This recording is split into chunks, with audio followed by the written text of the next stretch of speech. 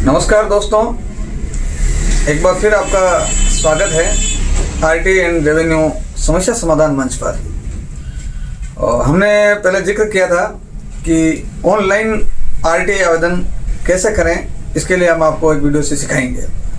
तो उसी क्रम में आज हम लेके आए हैं कि ऑनलाइन आवेदन कैसे करते हैं। ऑनलाइन में बड़ी सुविधा होती है, डाक का खर्च बच जाता है, ऑनलाइन में संबंधित लोक सूचना अधिकारी भी मिल जाता है, संबंधित सूचना को आसानी से ड्रॉप कर सकते हैं वहाँ। तो आज हम सीखेंगे कि उसके आवेदन कैसे करते हैं। अब उसके लिए आवश्यक चीज़ ये है कि आपकी अपनी खुद की एसएसओ आईडी होनी चाहिए, जिससे कि वो एसएसओ आईडी के अंदर जो राइट ऑफ इंफॉर्मेशन का जो ऐप है उसके माध्यम से ही हम उसको फिल कर पाएंगे। सबसे पहले हम गूगल पर जाएंगे और अपना एसएसओ आईडी को ओपन करेंगे। तो जैसे एसएसओ आईडी पर आएंगे तो यहाँ पर आपका यूज़र नेम और अपना पासवर्ड, जैसा कि देख रहे हैं मैं अपना यूज़र नेम और अपना पासवर्ड डाल रहा हूँ। ये डालने के बाद में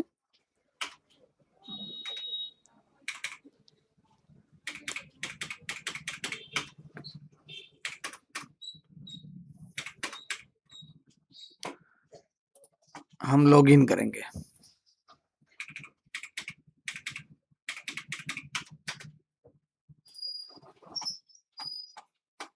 लॉगिन करने पर हमें आपका एसएसओ ओपन मिलेगा। यहाँ पर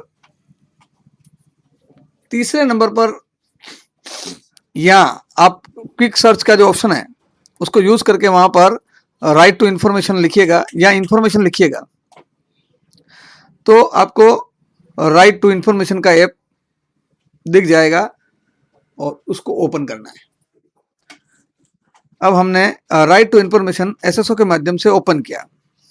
जैसा कि आपको पता है कि हम ऑनलाइन आवेदन के बारे में जानकारी ले रहे हैं। अब राइट टू इंफॉर्मेशन में आपको जो डैशबोर्ड मिला है, इस डैशबोर्ड में बहुत सारी चीज़ें हैं। एक एक करके हम आपको जैसे जैसे अपन आगे बढ़ेंगे इसमें वैसे वैसे आपको डिस्कस करेंगे। आज हम केवल आरटीआई का ऑनलाइन आवेदन के बारे में बात करें तो सबमिशन पर जाएंगे हम सबसे पहले, और वहाँ पर आरटीआई एप्लीकेशन का जो पहला वाला बिंदु है वहाँ पे फर्स्ट अपील है, सेकंड अपील है, कंप्लेन है।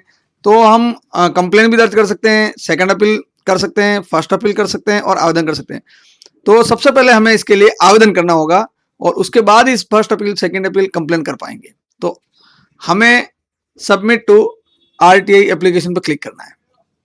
जैसे ही हमने क्लिक किया, सबसे पहले वो पूछेगा कि क्या आप बीपीएल के हैं या नहीं, क्योंकि जो बीपीएल कार्डधारी जो सदस्य होता है या मुखिया होता है, तो उसको जो इस एक्ट के अधिनियम के अनुसार उसको ये सूचना निःशुल्क मिलती है। तो जब आप यहाँ पर यस करेंगे, अगर आपके पास राशन कार्ड अगर बीपीएल का है तो आपका कोई चार्जेस नहीं लगेगा। बाकी 10 रुपये आवेदन शुल्क और सूचना का जो कॉस्ट होगा वो जो मांगा जाएगा वो जमा कराना है। तो जैसे मैं यहाँ पर नहीं हूँ तो मैं यहाँ पे नो करके आगे बढ़ता हूँ, तो डिटेल आ जाएगी, आगे मेरी ही डिटेल आएगी। और जैसे अगर आप ओपन करेंगे तो आपकी डिटेल आएगी वहाँ पर। और नो करने के बाद इन्होंने एप्लीकेशन जो फीस है वो 10 रुपये मांग ली है, जो लास्ट में अपने को सबमिट करनी है। अब अपन डिपार्टमेंट लेंगे जहाँ जिस रिगार्डिंग हमें वो जो सूचना चाहिए।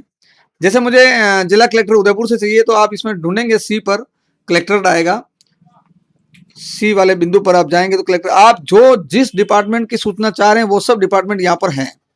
आपको बस केवल इसमें ढूंढना है। जैसे मैंने फॉर एग्जांपल कलेक्टर बूंदी लिया। अब डिस्ट्रिक्ट कहाँ है उसका, तो बूंदी ही है, तो मैंने बूंदी में इसको ओपन कर दिया। फिर इसका ऑफिस उसमें कहाँ है, अपन उस कार्यालय में एसडीओ से चाहते हैं कि कहाँ से चाहते हैं, तो मैंने जैसे मान लो एसडीओ ले लिया, कोई सा भी एक एसडीओ डेमो में ले लिया। उस एसडीओ में कौन ऑफिसर है उसको ले लिया, लक्ष्मीकांत जी मीणा है। ये मैं एक सैम्पलिंग के तौर पे बता रहा हूँ। और जब भी इसको अपन अपने को जो संबंधित सूचना चाहने वाला है उसको आप यहाँ पे ढूंढ के प्रॉपर उस चैनल तक वहां जा सकते हैं आप। अब हम आगे बढ़ेंगे ये अपना पर्सनल इन्फो है जो एसएसओ के माध्यम से फेंच किया गया है, इसमें कोई दिक्कत नहीं है, कोई इफ बट हो तो देख लीजिएगा।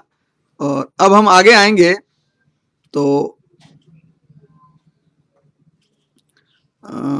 एक तो आपको आप हस्तलिखित भी लिख सकते हैं, हाथ से लिख सकते हैं कौन कौन सी सूचना चाह रहे हैं, और उसको यहाँ पर पीडीएफ बनाकर स्कैन करके जो लिखा हुआ है पीडीएफ और स्कैन्ड कॉपी ऑफ एप्लीकेशन, यहाँ से आप उस एप्लीकेशन को, जो आप एप्लीकेशन है उसको स्कैन करके डाल सकते हैं।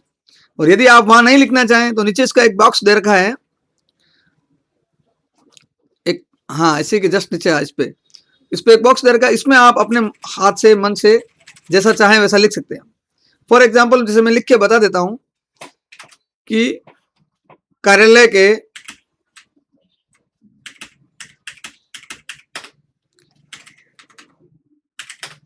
आवक जावक रजिस्टर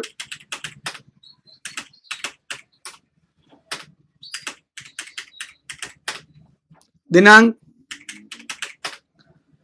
1/10/25 से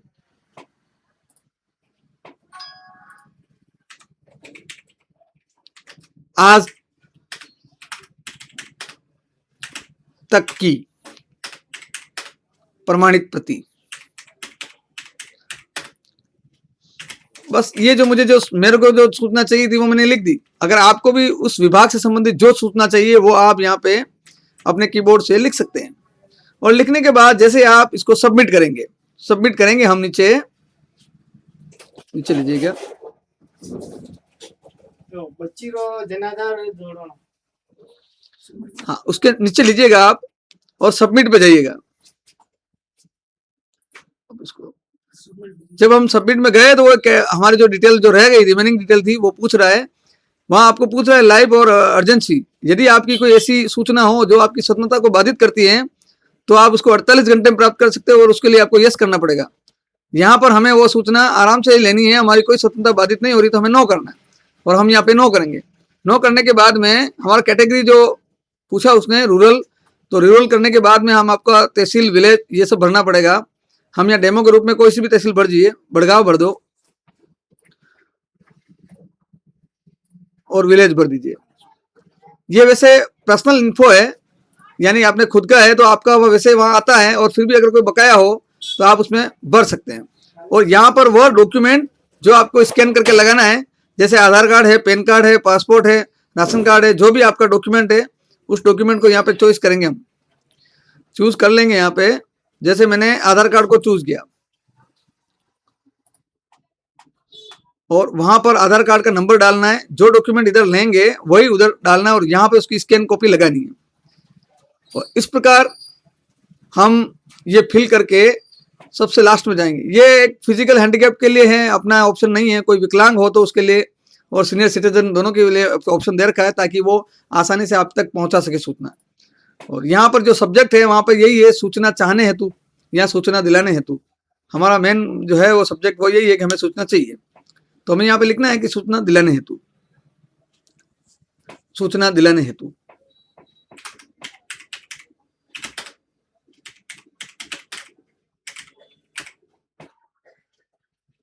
ये इस प्रकार मैंने भर दिया है, इसमें कोई रह गया हो तो भी आप उसे परफेक्ट भर सकते हैं। जब आप खुद इस पे इम्प्लीमेंट करेंगे या खुद की एसओ आप भरेंगे तो आपको सब क्लियर हो जाएगा। और लास्ट में आपको सबमिट पे जाना है।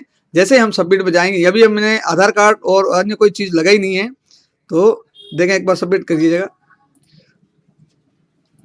बस वो डॉक्यूमेंट अपलोड करने के बाद आप सबमिट कीजिएगा और आप सीधा आपका आवेदन 10 रुपये के इस टोकन से आपके वहां चला जाएगा। इस सबमिट करने के बाद में आपको पेमेंट के लिए भी वो पूछेगा कि आप नेट बैंकिंग से देना चाहते हैं या फोन पे से देना चाहते हैं। उसमें फोन पे का ऑप्शन आता है और फोन पे से हम 10 रुपये का शुल्क जमा करा सकते हैं। बस इस प्रकार ये जो शुल्क जमा हो जाएगा और आपका आवेदन सबमिट हो जाएगा और वहां चला जाएगा। ये एक ऑनलाइन व्यवस्था है, ये कुछ ही सेकंडों में अपने यहाँ से वहां चली जाती हैं और जिस डिपार्टमेंट से संबंधित सूचनाएं उसी के पास तुरंत प्रभाव से जाती हैं। राजस्थान सरकार ने हाल ही में सभी विभागों में ऑनलाइन आवेदन को स्वीकार करने हेतु अधिकृत कर दिया है और आपका आवेदन निश्चित रूप से 30 दिवस के भीतर आपसे वो संपर्क करेंगे और सूचनाएं देंगे। इस प्रकार ये आवेदन हमें सबमिट करना है। इस पूरे वीडियो में आपको अगर कोई चीज़ नहीं समझ में आई हो या कोई चीज़ करते समय या ऑनलाइन आवेदन करते समय कोई दिक्कत या समस्या आती है तो आप निश्चित रूप से इस वीडियो के कमेंट बॉक्स में जाकर आप हमें लिखें।